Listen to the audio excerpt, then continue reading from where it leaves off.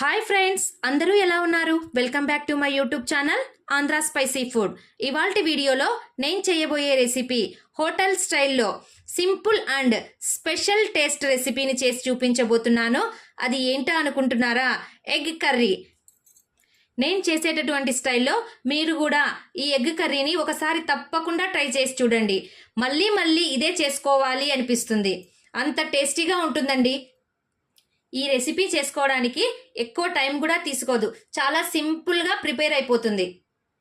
ఒక్కసారి దీని టేస్ట్ చూసారంటే మళ్ళీ మళ్ళీ తీసుకొని తినాలనిపించేంత టేస్టీగా ఉంటుందండి. టేస్ట్ మాత్రం ఆజంగా ఉంటుంది. ఇక లేట్ ఎందుకు మరి, ఆలస్యం లేకుండా ఎక్కువ టమోటాలు కూడా యూజ్ చేయకుండా గ్రేవీ చిక్కగా వచ్చేటటువంటి ఈ కర్రీని ఎలా ప్రిపేర్ చేయాలో చూద్దాం రండి.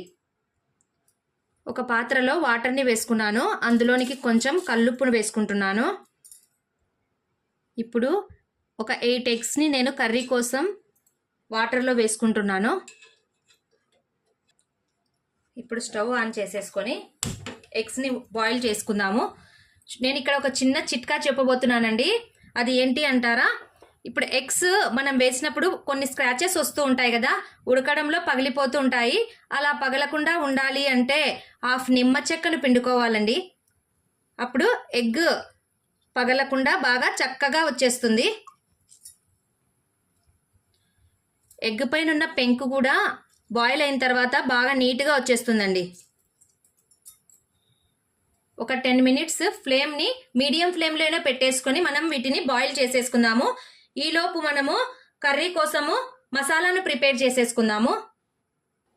ఒక ప్యాన్ పెట్టేసుకొని అందులో ఒక 2 టేబుల్ స్పూన్స్ ఆయిల్ వేసుకుంటున్నాను. నేను ఇక్కడ మీడియం సైజ్ ఆనియన్స్ని 2 కట్ చేసి పెట్టుకున్నానండి. చాలా సన్నగా కట్ చేసుకున్నాను. ఇప్పుడు ఈ ఆనియన్స్ని గోల్డెన్ కలర్ వచ్చేంత వరకు వేయించుకోవాలి. ఆనియన్స్ని ఎంత బాగా ఫ్రై చేసుకుంటామో గ్రేవీ అంత టేస్టీగా ఉంటుందండి. ఆనియన్స్ బాగా వేగేంత వరకు కలుపుతూనే వేయించుకోవాలి. ఆనియన్స్ గోల్డెన్ కలర్లోనికి వచ్చేసాయి. ఇప్పుడు స్టవ్ ఆఫ్ చేసుకొని దీన్ని మిక్సింగ్ జార్లోనికి వేసుకుందాము. ఇప్పుడు మిక్సింగ్ జార్లోనికి ఒక 10 వెల్లుల్లి రెబ్బలను వేసుకుంటున్నాను. వాటితో పాటు 2 ఇంచెస్ అల్లాన్ని వేసుకుంటున్నాను. ఒక 3 లవంగాలు, కొద్దిగా చెక్కను వేసుకుంటున్నాను. వాటితో పాటు కొత్తిమీరను వేసుకుంటున్నాను. ఒక 6 జీడిపప్పులను కూడా వేసుకుంటున్నానండి. జీడిపప్పులు వేసుకోవడం వల్ల కర్రీకి మంచి టేస్ట్ వస్తుంది. 2 మీడియం సైజ్ టమోటాలను కట్ చేసేసుకొని వేసుకుంటున్నాను. ఆనియన్స్ని ఫ్రై చేసుకున్న ప్యాన్లోనే మళ్ళీ కొద్దిగా ఆయిల్ని వేసేసుకుంటున్నాను. కొన్ని పోపు గింజలు, కొద్దిగా కరివేపాకు వేసుకోవాలి. మిక్సీ పట్టుకున్నటువంటి ఈ గ్రేవీని ఇందులోనికి వేసేసి మసాలాను బాగా ఫ్రై చేసుకోవాలి. 1 స్పూన్ సాల్ట్ని వేసుకుంటున్నాను. 1/2 స్పూన్ పసుపు, 1 స్పూన్ మిర్చి పౌడర్ వేసి బాగా ఫ్రై చేసుకోండి. ఇప్పుడు ఎగ్స్ అన్నిటికీ ఈ విధంగా మిడిల్లోనికి ఘాట్లు పెట్టుకోవాలి. ఈ విధంగా ఘాట్లు పెట్టుకోవడం వల్ల మసాలా అంతా ఎగ్లోనికి వెళ్తుంది. ఇప్పుడు ఈ ఎగ్స్ అన్నిటిని ఈ మసాలాలోనికి వేసేసుకుంటున్నాను.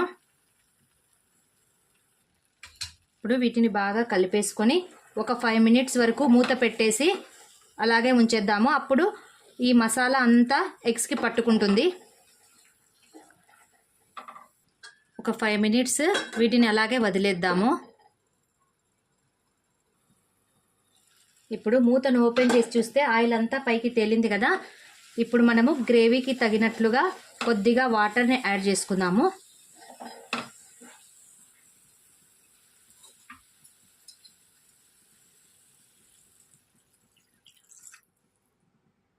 వాటర్ వేసుకున్న తర్వాత ఒక 5 మినిట్స్ దీన్ని మళ్ళీ మూత పెట్టేసి ఉడికించుకుందాము. చూడండి, ఆయిల్ ఎంత చక్కగా పైకి తేలిపోయింది. ఆల్మోస్ట్గా మనకు కర్రీ ప్రిపేర్ అయిపోయినట్లే. ఇప్పుడు లాస్ట్లో కొద్దిగా ధనియాల పొడిని యాడ్ చేసుకుంటున్నాను. ధనియాల పొడితో పాటు కసూరి మేతిని కూడా వేసుకుంటున్నానండి. కసూరి మేతి వేయడం వల్ల మంచి ఫ్లేవర్ వస్తుందండి కర్రీకి. కొద్దిగా కొత్తిమీరను వేసుకొని ఒక 2 మినిట్స్ మూత పెట్టేసి ఉడికించేసుకుంటే ఇంకా కర్రీ రెడీ అయిపోయినట్లేనండి.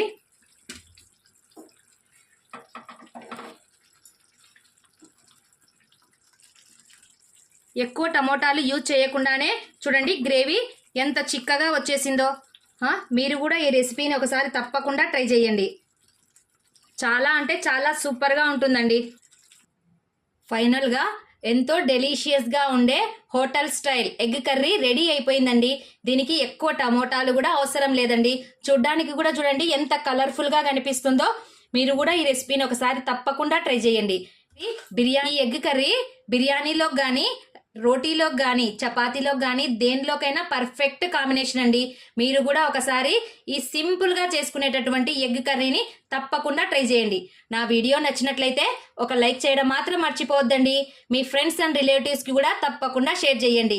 ఇంకా ఎవరైనా నా ఛానల్ను సబ్స్క్రైబ్ చేసుకునే వాళ్ళు ఉంటే తప్పకుండా సబ్స్క్రైబ్ చేసుకోండి. మరిన్ని సింపుల్ అండ్ టేస్టీ రెసిపీస్తో మరోసారి మీ ముందుకు వస్తాను.